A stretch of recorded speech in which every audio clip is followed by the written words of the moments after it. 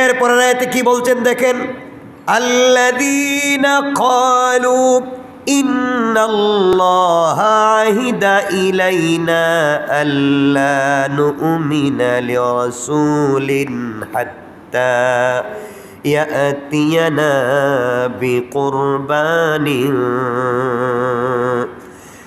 আল্লাহ রাব্বুল ইজ্জত ওয়াল জালাল বললেন, ও বান্দা তুমি শোনো, আল্লাহ কি বুঝাতে চান সে সমস্ত লোক যারা বলে আল্লাহ আমাদিগকে এমন কোন রসুলের উপরে বিশ্বাস না করতে বলে রেখেছেন যতক্ষণ না তারা আমাদের নিকট এমন কোন কোরবানি নিয়ে আসবেন যাতে আগুন গ্রাস করে নেবে।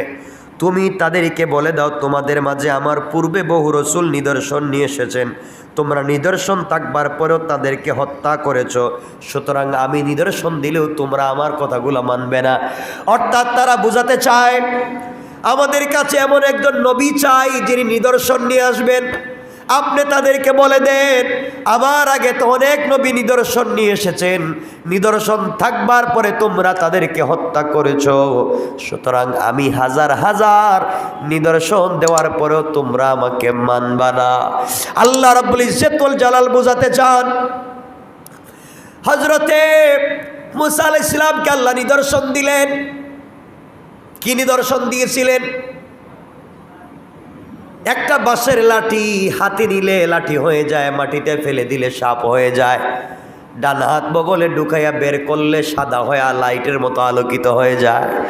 আল্লাহ দিলেন মুআজিজা। তারা বলল মুসা মুআজিজা নিয়ে আসলে তোমাকে নবী মানি। তিনি যখন এই মুআজিজা নিয়ে আসলেন তখন ফেরাউনের বাহিনী বলতে লাগলো আমার বাহিনীর চাইতে মুসা আরো বড় জাদুকর। বলেন নাউজুবিল্লাহ। আল্লাহ বুঝাই দিলেন বন্ধুরে, ওরা বলছে মুআজিজা নিদর্শন দিলে তারা মানবে, তারা তো মুসারেও মানে নাই। তারা বলছে নিদর্শন দিলে মানবে। ঈসা আলাইহিস সালামের কাছে এসে তারা বলল, ঈসা এই যে গুরুস্থান দেখতেছেন হাজার বছরের পুরাতন গুরুস্থান, একটা মানুষকে যদি আপনি জিন্দা করতে পারেন আমরা কালিমা পড়ে মুসলমান হয়ে যাব, আমরা নিদর্শন দেখতে চাই। হযরত ঈসা আলাইহিস সালাম হাজার বছরের পুরাতন কবরের কাছে গিয়ে বলেন কুম বিইজনিল্লাহ। বলতে দেরি হয়েছে, হাজার বছরের মরা মানুষ দাঁড়াইয়া সালাম দিতে 1 মিনিটও দেরি হয় না। আল্লাহু আকবার বলেন। কাফেরেরা বলতে লাগলো, ও ঈসা আমরা মনে করেছিলাম তুমি কম ছোট জাদুকর, এখন দেখি বড় জাদুকর। আল্লাহ বুঝাতে চান বন্ধুরে, এত বড় বড় নিদর্শন দেওয়ার পরে ওরা মানলো না। আপনাকেও বলতেছে নিদর্শন দেন, আপনি হাজার নিদর্শন দেন। খাতামাল্লাহু আলা কুলুবিহিম ওয়া আলা সামঈহিম ওয়া আলা আবসারিহিম গিশাওয়া। আল্লাহ রাব্বুল ইজ্জত ওয়াল জালাল বললেন, ও আমার পয়গম্বর হাবিবুল্লাহ, তাদেরকে নিদর্শন দেওয়ার পরেও তারা মানবে না, কারণ তাদের চোখের মধ্যে মোহর মারা হয়েছে, কানে নাকে কলবের মধ্যে মোহর মারা হয়েছে। আপনি যতই বুঝান কাজ হবে না, কারণ এক কান দিয়া শুনে আর এক কান দিয়া বের করে দেয়। কোন ঠিক কিনা? এখানে এমন কেউ আসেননি এই কান দিয়ে শুনলে আর এক কান দিয়ে চলে যায় না? সব ভিতরে থাকে, সবার দেখতেছি থাকে, এখন যায় না। তাহলে তো পরীক্ষা নেওয়া দরকার যে ঠিক আছে নি তাফসীর। আমার বন্ধুগণ কথাগুলো ভালো করে বুঝবেন। এখানে তারা বলছে সব কিছু মানবে, আর আল্লাহ রব্বুল ইজ্জত ওয়াল জালাল বলছেন তারা তো মানবে না, হত্যা করেছে নবীদেরকে। এর কারণ হলো, আমার বন্ধুগণ ভালো করে কথাগুলো বুঝবেন, তারা বলেছে নিদর্শন দিলে মানবে। আল্লাহ বলেন আমি তো আদম থেকে নিয়ে ঈসা নবী পর্যন্ত কত সহিফা দিলাম, কত কিতাব দিলাম, তাওরাত দিলাম, জবুর দিলাম, ইনজিল দিলাম না? দেন নাই? কথা বলেন। জবুর কাকে দিলেন? দাউদ আলাইহিস সালামকে জবুর দিয়েছেন। দাউদ আলাইহিস সালামকে তারা বলছে, দাউদ রে তুমি যদি জবুর নিয়ে আসতে পারো তোমাকে আমরা মানব। দাউদ আলাইহিস সালাম জবুর নিয়ে আসলেন। জবুর থেকে যখন তিনি তেলাওয়াত করতেন আর কথাগুলা বলে দিতেন, আমলগুলা বলে দিতেন, মূলনীতিগুলা বলে দিতেন, তারা বলতো ও দাউদ তুমি যে জাবুর নিয়ে এসেছো এটা আল্লাহ দিছেন কিনা তা আমরা বিশ্বাস করতে পারি না। নাউজুবিল্লাহ বলেন। আগে বলছে কিতাব আনেন, কিতাব যখন নিয়ে এসছেন তখন কইটা আপনি বানাইছেন না আল্লাহ দিছেন, এটার প্রমাণ কি?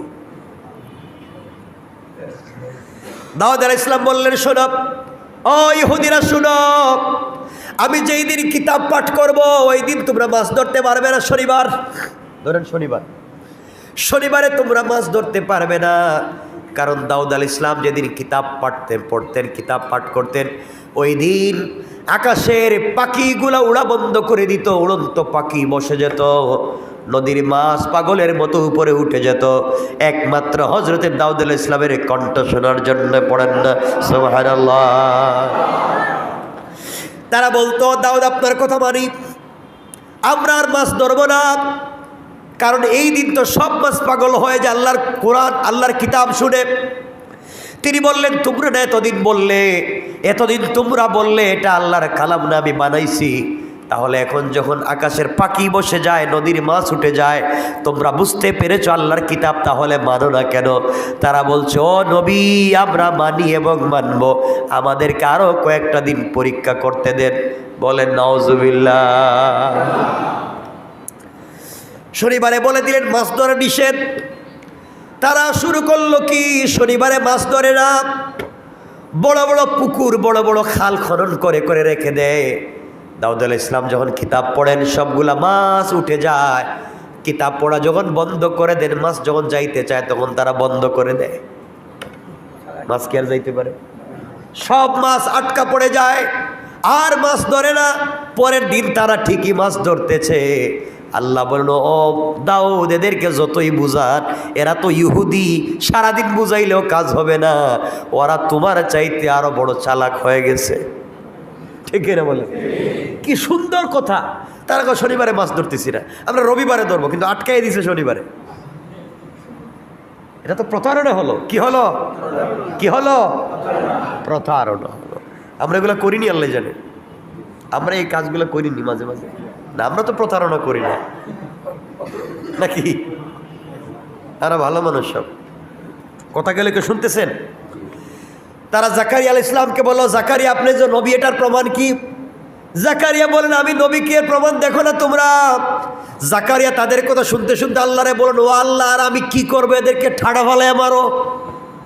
এত ওয়াজ, এত নসিহত, এত বুঝাইয়ের পরে বলে আমারে তারা মানবে না, বিশ্বাস হয় না। আল্লাহ বলেন, জাকারিয়া তুমি যখন বদদুয়া করেছো আমি কিন্তু আযাব দিব। আল্লাহ বলেন, আযাব দিবেন। জাকারিয়া চিন্তা করলেন যে এলাকায় আযাব হবে, এলাকায় থাইকা আমার লাভ কি? কারণ আমি নবী থাকলে তো এলাকায় আযাব দেওয়া যাবে না। ভালো মানুষ থাকলে আল্লাহর নবীকে আল্লাহ জানিয়ে দিয়েছেন, বন্ধুরে, পৃথিবীতে যদি একজন উম্মত তোমার থেকে যায় যে আমার কালাম পড়তে পারে, আমার নামের জিকির করতে পারে, তোমার নামে দরুদ পড়তে পারে, গোটা পৃথিবীর পূর্ব থেকে পশ্চিম, উত্তর থেকে দক্ষিণ, গোটা দুনিয়ার মানুষ যদি বেঈমানও হয়ে যায়, আর একজন মাত্র কালিমাওয়ালা জিন্দা থেকে যায়, আমি আল্লাহ ওয়াদা দিলাম কিয়ামত কায়েম করব না। আল্লাহু আকবার। হযরতে জাকারিয়া চিন্তা করলেন, তাইলে আমি থাকলে আযাব হবে কেমনে? আল্লাহ যে বলছেন আযাব দিবেন, আমি থাকলে আযাব দিবেন কেমনে? আর আমি থাকলেই যদি আযাব দেন, তাইলে আমি বন্ধুরে আল্লাহ বন্ধু মারবেন কেমনে? এই কথা চিন্তা করে হযরতে জাকারিয়া এলাকা ছেড়ে দিলেন, দৌড়ে চলে গেলেন, এলাকা ছাড়লেন। আল্লাহ বুঝাতে চাইলেন, জাকারিয়া রে, আমি বলছিলাম এলাকায় আযাব দিব, কিন্তু তোমাকে যাইতে তো আমি বলি, আমি আযাব দিব বলছি, কোন দিন দিব তারিখও বলি নাই, তোমাকে যাইতে বলি নাই। আমি বলার আগে গেলা কেন? আমি বলার আগে যেহেতু বের হয়ে গিয়েছ, তোমার এখন কঠিন পরীক্ষা নেব। সকালবেলা কাফেরেরা জাকারিয়ার পিছনে দৌড়ায়, জাকারিয়া সামনের দিকে দৌড়ান। দৌড়তে দৌড়তে জঙ্গলের ভিতরে ঢুকে গেলেন, যাওয়ার পথ নাই। বিশাল বড় একটা গাছ গিয়ে দেখেন মধ্যখান দিয়ে দুই টুকরা হয়ে গিয়েছে, আওয়াজ হচ্ছে, ও পয়গম্বর জাকারিয়া, আপনি কোথাও গিয়ে আত্মগোপন করতে পারবেন না, আপনি আমার ভিতরে ঢুকে যান। হযরতে জাকারিয়া এই কথা শুনে ঢুকে গেলেন। ওই সময় আল্লাহ বুঝাতে চান, জাকারিয়া রে, কঠিন সময়ে তো ইব্রাহিম আলাইহিস সালাম কঠিন সময়ে আগুনে পড়ে যান, কত কত ফেরেশতা এসে বলছেন, ও ইব্রাহিম আগুন থেকে তোমাকে বাঁচাইয়া দেই। ইব্রাহিম বলছে, না না, সে আল্লাহর কালিমা পড়ে আগুনে জ্বলে যায়, সে আল্লাহ কি আমাকে দেখে না? ও জাকারিয়া, তুমিও যদি বলতা গাছরে যে আল্লাহর কালিমার জন্য দৌড়াই, সে আল্লাহ কি আমাকে দেখে না? তোমার ভিতরে ঢুকবো কেন? এই কথা না বলবার কারণে আমি আল্লাহ কঠিন পরীক্ষা নিতে চাই। জাকারিয়া ঢুকে গেলেন ঠিকই গাছের ভিতরে, গাছ একত্রিত হয়ে গেল। কাফের বেঈমানরা খুঁজতে লাগলো, জাকারিয়াকে পাওয়া যায় না। হঠাৎ তারা এদিক সেদিক গেল, আইসা দেখে এখানেই পায়ের দাগ শেষ, ঘোড়ার দাগ শেষ, কিন্তু গেল কই? খুঁজতে খুঁজতে দেখে একটা বড় গাছের ভিতরে কে যেন আছে, গাছ তো বোঝা যায় না, কিন্তু জাকারিয়ার পরনে যে কাপড় ছিল, জাকারিয়ার পরনে যে চাদর ছিল, ওই চাদরের কিছু অংশ গাছের বাহিরা বের করে রেখেছেন। কে বের করে রেখেছেন? কাফেররা বুঝতে পারলো জাকারিয়া গাছের ভিতরে ঢুকে গিয়েছে। আল্লাহ এখানে বুঝাতে চাইলেন, ও কাফেরেরা, যে জাকারিয়াকে গাছ দুই টুকরা হয়ে ভিতরে ঢুকবার সুযোগ দে, তিনি তো নবী হবে, তোমরা মেরে নাও। কাফেরেরা মানলো না। ওই সময় গাছের মাথায় তারা গাছ কাটার করাত লাগিয়ে দিল। কাটতে কাটতে হযরতে জাকারিয়ার মাথার চুলের মধ্যে যখন করাত চলে এসেছে, জাকারিয়ার মুখ থেকে বের হবে, উফ, আল্লাহ ব্যথা হয়। আল্লাহ বলেন, খবরদার, জবান থেকে একটা কথা বলবো না, ধৈর্য ধারণ করে তুমি আমাকে বসে থাকো, আমার উপরে বিশ্বাস রেখে বসে থাকো। জাকারিয়া, জীবন্ত জাকারিয়াকে দুই টুকরা করে দেখা আপত্তি নাই, এর মাধ্যমে আমি আল্লাহ তোমার মাকামকে আমার কাছে উঁচা করে দেব। কোন সুবহানাল্লাহ। জাকারিয়া ধৈর্য ধারণ করলেন, কাফেররা দুই টুকরা করে দিল। আল্লাহ ওদেরকে আযাব দিয়ে ধ্বংস করে দিলেন। আল্লাহ বুঝাতে চাইলেন, পয়গম্বরে আরবি, ওইভাবে এদেরকে এত নিদর্শন দিলাম, এরপরেও তারা কালিমা পড়লো না। আর আপনাকেও বলতেছে নিদর্শন দেওয়ার কথা, গোটা দুনিয়াই তো একটা নিদর্শন। আপনাকে নবী বানাইছি, তাও তো একটা নিদর্শন। আপনাকে কোনো দুনিয়ার কোনো শিক্ষকের কাছে না প্রেরণ করে এত বড় আলিম বানাইছি, তাও তো বড় নিদর্শন। আপনি রাস্তা দিয়ে হেঁটে গেলে আকাশের মেঘমালা ছায়া দেয়, তাও তো নিদর্শন। পাখিগুলা সালাম দেয়, পাথর সালাম দেয়, তাও তো নিদর্শন। এত কিছু দেখবার পরেও যারা আপনাকে মানতে পারে না, আমি সরাসরি চিৎকার করে যদি এদেরকে বলি ইহুদিরা নবীকে মানো, তাও মানবে না। সুতরাং এদের কথায় কষ্ট পাওয়ার দরকার নাই, আপনি আপনার কাজ করে যান, আর আমাকে আমার কাজ করতে দেন, আমিও সুযোগ বুঝে এদেরকে ঠিক করবো। কোন ঠিক কিনা? আজ দুনিয়ার কাফের বেঈমানেরা, ইহুদিরা আল্লাহর রাসূলকে গালাগালি করে, ইসলামের বিদ্বেষ ভাবাপন্ন হয়ে আছে। আমাদের কিছু করবার নাই, শুধু বদদুয়া ছাড়া, আল্লাহর কাছে চাওয়া ছাড়া। আল্লাহ বলেছেন, আমি যেদিন এদেরকে ঠিক মতো ধরব, তাদের আগেকার মানুষগুলাকে যেইভাবে শাস্তা করেছি তাদেরকে এভাবে করব, শুধু সময়ের অপেক্ষা মাত্র। এই জন্যে আল্লাহ আমাদেরকে বলেছেন বারবার ধৈর্য ধারণ করতে। কি করতে? কথা বলেন। এরপরের শব্দ থেকে আল্লাহ রাব্বুল ইজ্জতুল জালাল বললেন, আল্লাহ রাব্বুল ইজ্জতুল জালালের পর থেকে বলতে লাগলেন, তাছাড়া এরা যদি তোমাকে মিথ্যা প্রতিপন্ন করে, তবে তোমার পূর্ব এরা এমন বহু নবীকে মিথ্যা প্রতিপন্ন করেছে। আর যারা নিদর্শন সমূহ নিয়ে এসেছিলেন, সহিফা গ্রন্থ, তাদেরকে মিথ্যা প্রতিপন্ন করেছে। পয়গম্বরে আরবি, চিন্তা করবেন না, টেনশন করবেন না, সবাইকে কিন্তু আমার কাছে ফিরে আসা লাগবে। এরপরের আয়াতে কুত আল্লাহ বলছেন, আল্লাহ রাব্বুল ইজ্জতুল জালাল বললেন, কুল্লু নাফসিন যায়িকাতুল মাউতি ওয়া ইন্নামা তুওয়াফাউনা উজুরাকুম ইয়াওমাল কিয়ামাহ ফামান যুহজিহা আনিন নারি ওয়া উদখিলাল জান্নাতা ফাকাদ ফাজ ওয়া মাল হায়াতুদ দুনিয়া ইল্লা মাতাউল গুরুর। আল্লাহ রাব্বুল ইজ্জতুল জালাল বললেন, প্রত্যেক প্রাণীকেই মৃত্যুর স্বাদ উপভোগ করতে হবে, আর তোমরা কিয়ামতের দিন পরিপূর্ণ বদলা প্রাপ্ত হবে। তারপর যাকে দুজক থেকে দূরে রাখা হবে এবং জান্নাতে প্রবেশ করানো হবে তার কার্যসিদ্ধি ঘটবে।